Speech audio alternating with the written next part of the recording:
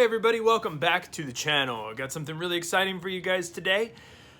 We are going to be doing a full form review of the Ringu Collection box set that was put out by Arrow Video.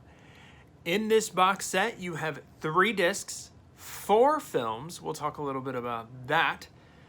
But as you can see, each film is in its own hard shell case.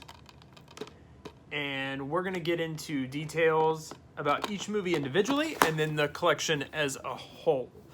Before we do, though, I would like to welcome you to, please, if you like my content, subscribe to this channel. We got plenty of content coming your way. Feel free to give this video a like and comment below if you happen to own this collection or have seen any of these movies, what your thoughts are. I am very excited to get those. With that out of the way, let's get into the review. So I want to start off by talking about the physical box set itself. You know, what Arrow Video is known for is putting out these box sets of really with high quality. I mean, sometimes when you get a box set, you get a real flimsy box that these films are in. But this one right here is real solid. I mean, you can hear that. This is a nice shell to house your discs. And one thing that I am always positive about, man, you are never going to hear me say anything bad, is the fact that each disc comes with its own cover, its own case. You can stack these individually, and as Arrow is wont to do, each one of these has a reversible cover that you can flip around. This is the original cover, I think, and then this was artwork commissioned for this project by Arrow Video. Now, it's also important to note that Ringu, the Ring, has a standard alone. You can buy this by itself. You cannot buy Ringu 2 and Ringu Zero Birthday, I'm sorry. You cannot buy those individually. So you can only buy Ringu by itself. If you want the other films, you have to get the box set. But again, I can't say enough good things about the physical packaging that these discs are in. Solid box, each has its individual package. I mean, this is a phenomenal, once again, just a home run by Arrow Video here in the packaging. Now that we got that out of the way, let's talk about each individual film, what we thought, talk a little bit about video, audio, all of that good stuff, and then we'll give each film an overall grade out of 10, and then we'll come back and give the collection an overall grade out of 10 as well. First up, we're going to be talking about Ringu. This is the first film in the series, and it's actually Ring. Ringu was the American name that was given to this by DreamWorks, I believe. I believe they called it Ringu to separate it from the American version of the Ring, but in Japan, this is Ring. And we're going to talk about this. So Ring, it's impossible to talk about this film without talking about the historical significance that this film has. So in the early 2000s in America, you noticed a ton of films coming out, horror films, just churning and burning, that were Japanese horror films that America took, brought to Hollywood, and then remade into an American horror film. I mean, there were just a ton of them. I'll go ahead and throw a few up here for you to see. These are all J horror films. And all of these films were inspired is an interesting word. All of these films were made possible because of the success that Ring had. See, Ring was the first J horror film that got brought over to America and then redone as an American horror film in The Ring. Now, you've probably seen The Ring, and a lot of your opinions on this movie are going to be influenced by The Ring. If you've never seen the Japanese Ring and your experience is only with the American Ring, I'm here to tell you, you are getting a lot of there's a lot different here. This is a different experience than the American Ring. Neither of them are bad films. In all honesty, I would probably tell you that I prefer the American Ring over this one. I know film critics are going to hammer me for that, and purists are going to hate me for that, but that's just my opinion. And a lot of that is probably influenced by the fact that I saw the American Ring before I saw Ring from Japan. If I would have seen this movie first, and this was my first impression of the story, this is the first experience that I had with this story, my opinion would probably be flipped, and I would say this is the best version. But the American Ring really did get some things right. It told the story in a different way, basically the same premise, and we're going to get into that in a second. But it just told a more Americanized version of that story. But we're not here to talk about the American Ring, though I'm going to reference it a ton in this review because how do you not?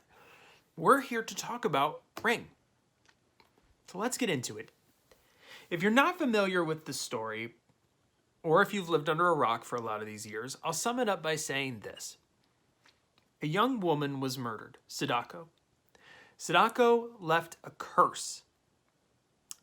The curse was in the form of a videotape, and if you watch the tape, you have 7 days to live. After 7 days, the spirit of Sadako, the curse will overcome you and you will die. It's the basic premise of the story.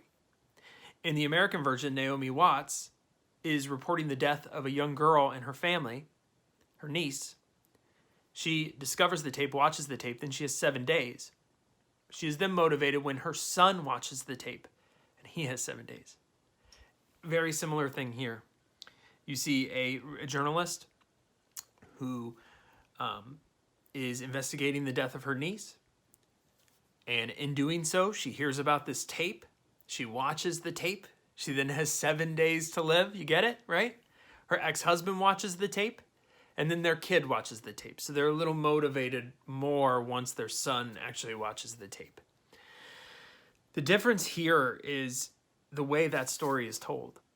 In the American version of the film, obviously, as American films do, they are really reliant on special effects, colorization, basically visual presentation to tell their story. The whole film is tinted in this bluish color, and that's supposed to create a sense of dread.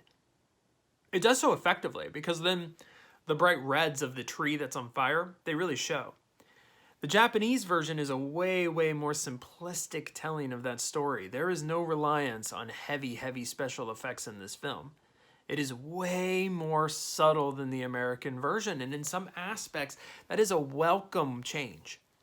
I'm so used to overproduced horror from Hollywood that I tend to forget that you can tell a satisfying, scary story very simplistically just by creating this sense of dread among the characters. And that's what the Japanese Ring does so effectively. I mean, you feel the dread throughout this film. It's not a jump scare film. There are way less scary moments in this movie than I'll say are in the American version. But the sense of dread hangs over this film. It's almost like you are experiencing the curse and you have sort of this inner experience while you're watching it. You can't help but turn the movie off thinking, I don't feel great about that.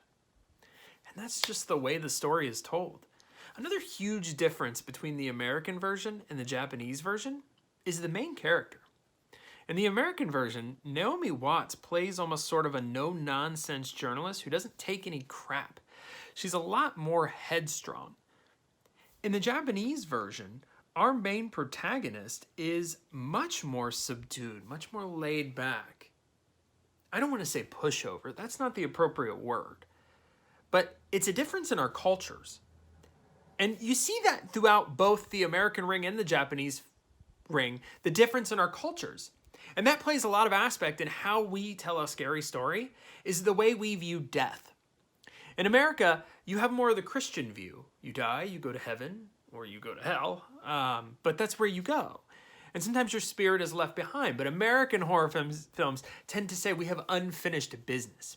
In Japan, they view death a lot differently. You talk about things like reincarnation.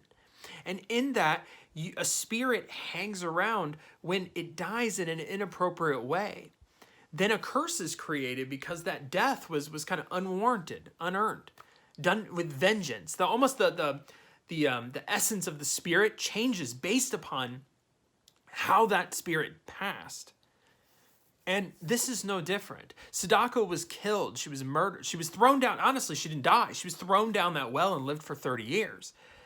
There's a little bit of vengeance there, and you can feel that vengeance in the curse. You understand why this character would want to place a curse, because it's just an unwarranted fate that she faced. Now, there's a lot of play in the story as to where Sadako comes from. And there's a very Lovecraftian feel, honestly, in both, because I went back and I rewatched the American one, and I'll say I felt some of that Lovecraft in that as well. There, you know, you do see images of the water and of the ocean. That's played a little more heavily in the Japanese one, whereas we kind of are led to believe she's a demon in the American one. And this one, she's almost a creature of the sea. And that's hinted at big time in the telling of this story. You can feel the influence of Lovecraft in this film. You really can. You know, also just the bigger story at play here, right? In a way, you could look at this, you could view this film as technology as a virus that infects all of us. And if we allow it, it's going to steal our humanity and ultimately lead to our demise. And that's kind of a bigger way that you can read into both of these stories, Ring and the Japanese Ring, is that eventually technology is just going to overtake us and we're all going to be consumed by it. Ultimately, both end the same way. I won't get into it because of spoilers, though I don't imagine I can spoil it. Both do end the same way, and it's a very satisfying ending. And a lot of these movies, good wins. And this one, that might not be the case. Ultimately, I think the story is very effective, whether you watch the American or the Japanese one. And I think it's a very well-told narrative. And if you haven't seen it or experienced it, I would recommend it.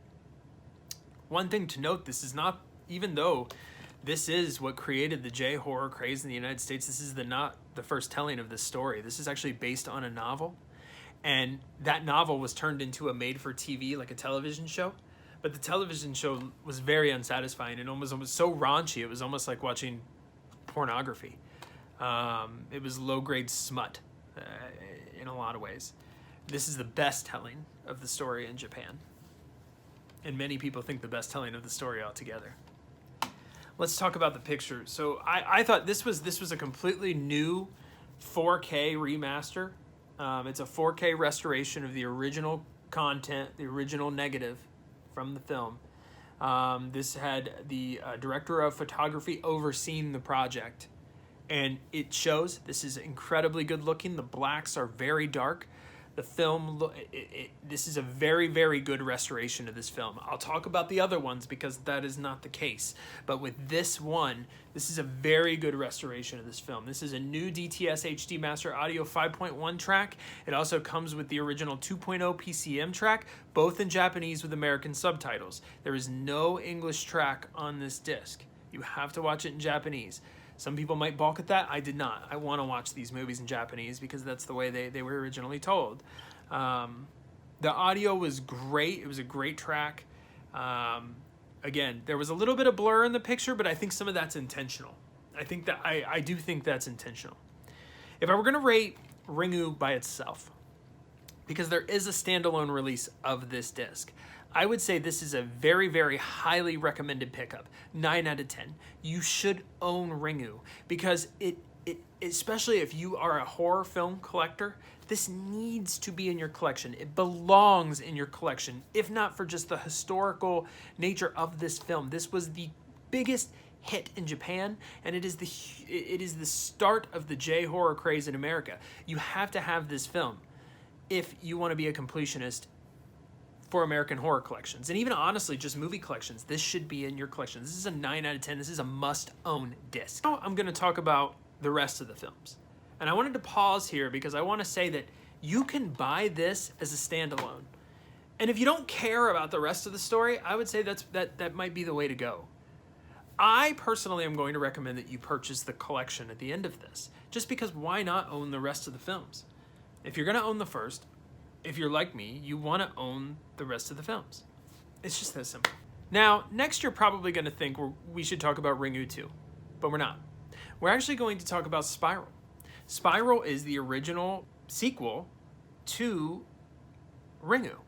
And Spiral came out, interesting story about it, Spiral was released at the exact same time as Ringu. So you could go see one and then immediately go see the follow-up. The thought was that if we do this, we'll drum up support for Spiral and you'll increase box office that way. Now, whether or not that worked, I'm not certain, and I can't find that information. If you can, comment below and let me know how Spiral did in the movie theaters. But Spiral is a completely different movie than Ring. The Ring takes the movie in more of a horror direction. You feel the dread. It's more of a horror. Spiral says, no. We're taking that car. We're backing out of that parking lot, and we're pulling straight into science fiction. Spiral takes the story into a completely different direction. Now, it's a lot truer to the novels than any of the other films. So Spiral actually does take the novelization and really kind of sticks to that. Spiral was done with a different crew. A lot of the cast remains the same, but it was done with a different crew. And basically, the way that story kind of goes is that the husband of the original protagonist, his friend discovers his body. He's a doctor. He discovers his body, and he wants to kind of figure out what happened, what's going on here. He finds out about the tape, and then he kind of runs into the professor's former student. The professor is the husband of the protagonist in the first film, the ex-husband. I'm sorry. He runs into a student of his. I want to say it's Mai. It might be May. I'll probably pronounce some of these names wrong. I apologize for that, but I am American, so please forgive me. And this really kind of focuses more on the scientific aspect of it, and it treats it more as an actual virus. And so much so that after you watch the film, you start to develop physical symptoms in some cases of a virus. It's a very interesting concept, and it goes in a lot of interesting directions, and you have to give it credit for that. It's not just another horror film. It kind of focuses a lot more on the idea of, infection. But it's not particularly well done. That's the problem. It takes a really good, interesting turn, and you're kind of like, huh? And it focuses on cloning, and there's some really interesting things in there. But it's just not that well done. It really isn't. Sadako is treated much more sexually in this film, much more mischievously. But again, the execution is just not there. I want to talk a little bit about the video here. Spiral is a bonus feature on the Ringu 2 disc. So it's just an additional film that's slapped in this disc. I have to say, the video looked particularly bad. It did. It wasn't the worst. I'll get into the worst of these in terms of the way it looked. But it just looked a lot more blurry. You could tell it wasn't a restoration. It looked like it was just sourced from a DVD, maybe even, and just put on this Blu-ray disc. It just was not clear. There are moments. There are moments where it looked good. But then there are moments where it really, really didn't. It really, really didn't even look good. And I could argue that it wasn't even 1080p in a lot of moments. It was blurry. It just wasn't great. The audio, again, though, was fantastic. Another 5.1 track as well as the 2.0. You can go either way with how you want to listen to it. Do I recommend Spiral? I do. I do recommend it because it's just so interesting, the direction that they take. It's hard to get through. It really is. It's not an easy film to watch because, again, I just don't think it's executed very well. But the direction that they go and the more science fiction nature of it, I think that's very interesting, and you should give it a watch just for that alone. Now let's talk about the main feature on this disc, and that is Ringu 2. So Spiral, they just weren't satisfied with the way that Spiral took the story, the direction that it took. And they decided, you know what, we need to bring back Hideo Nakata, and we need to do another film. We need to do another Ringu film.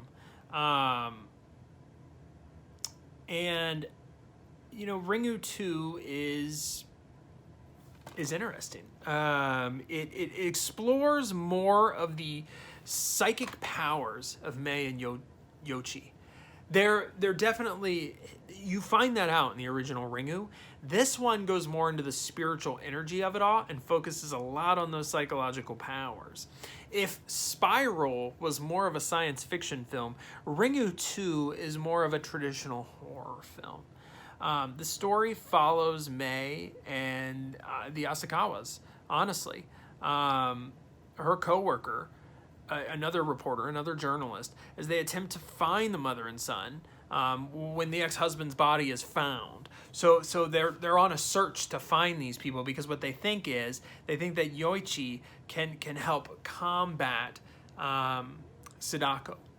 And, again, this is not quite as sharp or refined as Ring, the story. It is interesting, but I would say that it's probably the weakest of the stories, and that includes Spiral. Because again, I just don't think that Ringu 2 really was necessary. I hate to say it, and I understand why they made it, because they wanted to play off of Sadako's fame and the success of Ring, and obviously we got a sequel to the American version as well. But this is just not, you know, it's okay. It's an okay film, and it's not great. If I had to rate the story, I would probably say it is a 5 out of 10. I would give Spiral a 5 as well in terms of the story, but overall, I would give Spiral a 7 out of 10. Or no, I would give Spiral a 5.5 out of 10 just because I thought it looked so bad. This one I would give probably a 6 out of 10. It's a little bit... It's so hard to say. It's not better than Spiral, and again, I think Spiral's the more interesting of the two because Spiral is it's just so innovative. This isn't innovative. This is slow and plodding, and it just takes a long time to get where it's going, and I just don't find it satisfying, in my opinion. And that's Ringu 2. Now again, I say all this, and I just told you that you should buy the box set. Because again, I just think if you're gonna buy it, get them all. You know, get them all. And I'll get into this after I talk about Ringu Zero, but again, this is the first time that a lot of these films are being released on disc in the United States. The first time. So if anything, it's worth owning just because this is the first time that you can own them. But let's talk about Ringu Zero. This, in my opinion, was better than Ringu 2.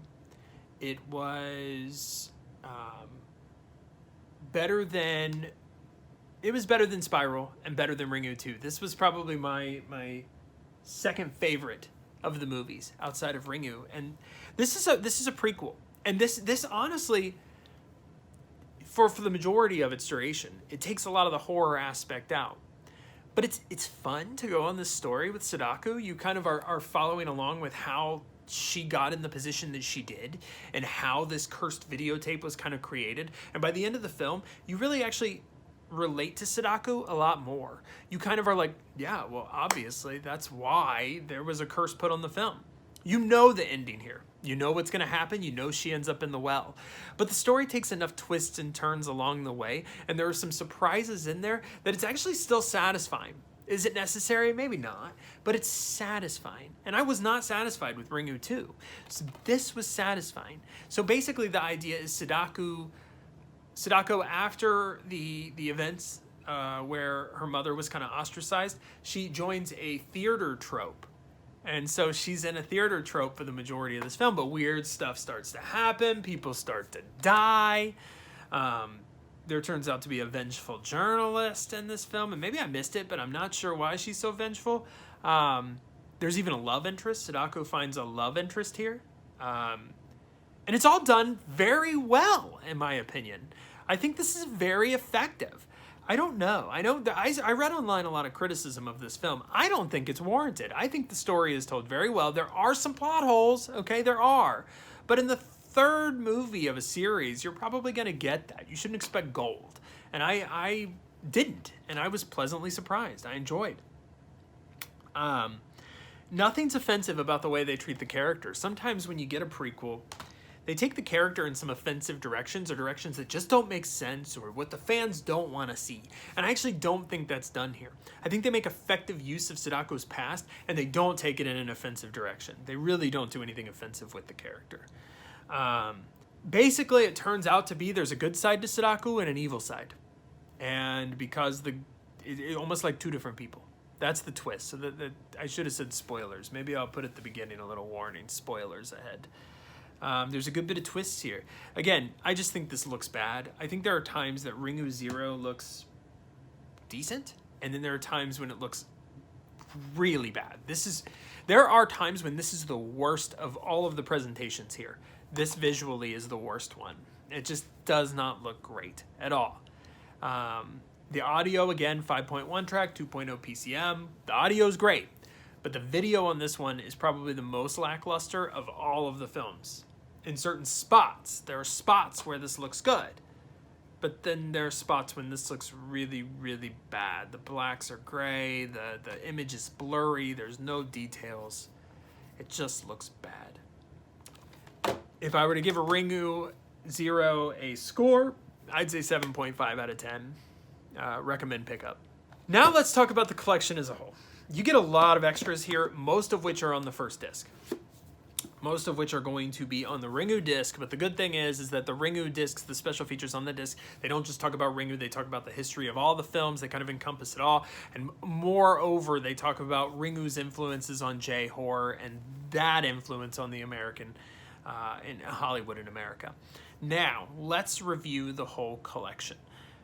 Why did I say that if Ringu's the only one that's a 9 out of 10, it's highly regarded, why did I say you should pick up the whole collection? Well, one, because you're getting 4 movies here, and 2, because why not? Why not follow the story from beginning to end? It's going to cost you $40 or $50 more to do so. But again, I like Ringu Zero a lot, probably a lot more than most other critics. I thought it was an engaging film and I was interested in it. I wasn't bored. The first half of it's a little slower, but once the cat gets out of the bag and you realize Sadako is who she is, things really start to pick up. It's an engaging and fun story. I think Spiral is so innovative, and it's just a weird instance of, A, it came out the exact same time, but it took the story in such a different direction that I think it's interesting to watch. You may enjoy Spiral and think this is a great sequel and a good direction to take the story. I didn't, but you might. So as a whole, I'm going to give the Ringu Collection from Arrow Video a solid 8 out of 10. I highly recommend picking this up. And I'm giving Ringu by itself a 9 out of 10. I'd say either way you go, you're not going to miss out. But I would get the collection just so that you have all of the films, plus the 4th bonus film, Spiral. But Ringu, the original, is a must-own film. So, 8 out of 10, high recommendation on the Ringu Collection box set from Arrow Video. Again, I want to thank you guys for watching. This is the first of many long-form reviews we're going to start doing. Some of these collections and box sets are just too big to do reviews during our normal videos, our weekly videos, so we're going to do separate videos for those. I want to thank you guys for watching. Again, leave comments. Let me know what you think. Am I way off base? Did Ringu Zero suck? I don't know. I liked it. Let me know what you think. Thank you very much.